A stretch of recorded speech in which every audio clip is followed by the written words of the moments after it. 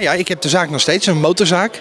En ja, ik ben met 2 hobby's bezig. Ik ben met motoren bezig en ik ben met zingen bezig.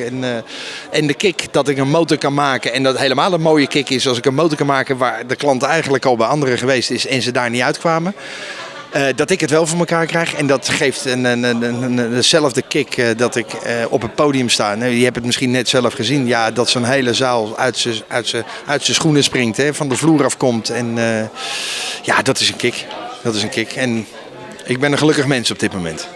De grote ultieme droom is gewoon een gerenommeerde motorzaak die ik nu heb te behouden.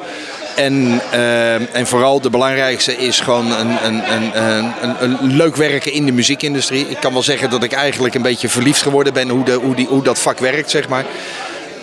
En feestjes bouwen met mensen. En lekker muziek maken. Ja, het geeft zo'n kick. En dat is heerlijk om te doen. En dat geeft gewoon heel veel voldoening. En dat is eigenlijk wat ik wil. En natuurlijk streven we allemaal naar de grote hit. Klaar, daar zal ik niet om liegen dat ik daar ook naar uitkijk natuurlijk. Maar als ik maar zo nu en lekker een paar keer op kan treden in de week, dan ben ik al een gelukkig man.